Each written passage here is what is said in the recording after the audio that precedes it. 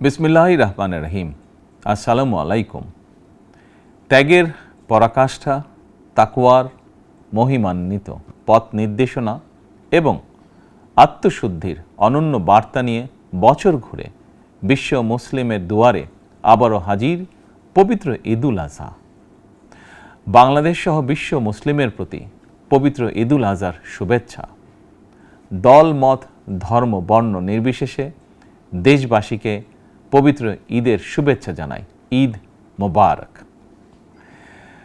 কোরবানি শুধু পশু জবাই নয়, বরং লোভ, লালসা, হিংসা, বিদ্বেষ আর মনের পশুত্বকে পরাভূত করার দীক্ষা গ্রহণের মধ্যেই নিহিত রয়েছে কোরবানির মাহাত্ম্য ও তাৎপর্য। আল্লাহর শ্রেষ্ঠত্ব ঘোষণা করে নিজেকে আল্লাহর কাছে সমর্পণের এই উৎসব আমাদেরকে ত্যাগের মহিমায় উদ্ভাসিত করবে, সত্য সুন্দরের দিকে ধাবিত করবে। এটিই হোক পবিত্র কোরবানির অন্যতম শিক্ষা। প্রিয় দেশবাসী, যাদেরকে আল্লাহ এবছর কোরবানি করার সামর্থ্য দিয়েছেন, তাদের প্রতি আমার বিনীত আবেদন, এবছর যাদের পশু কোরবানি দেওয়ার সামর্থ্য হয়নি, তাদের সঙ্গে কোরবানির পশুর মাংস ভাগাভাগি করে নিন। এটিও কোরবানির আরেকটি অন্যতম শিক্ষা।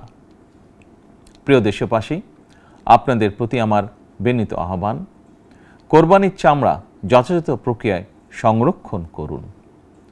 কোরবানির পশুর রক্ত ও বর্জ্য পরিষ্কারের ব্যাপারে পরিচ্ছন্নতা কর্মীদের সহায়তা করুন দয়া করে।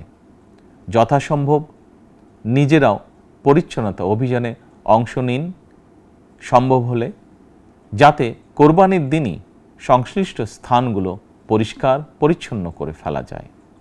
পবিত্র ঈদে কায় মনোবাক্যে আল্লাহর দরবারে প্রার্থনা, তিনি যেন আমাদের মাতৃভূমিসহ সমগ্র মুসলিম বিশ্ব ও মানব জাতির জন্য শান্তি, নিরাপত্তা ও স্থিতিশীলতা দান করেন। একই সঙ্গে আমি বিশ্ব জুড়ে শান্তি, সম্প্রীতি এবং নিরাপত্তার জন্য মহান আল্লাহ রাব্বুল আলামিনের দরবারে প্রার্থনা করছি।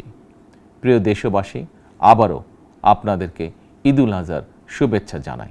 ঈদ মোবারক।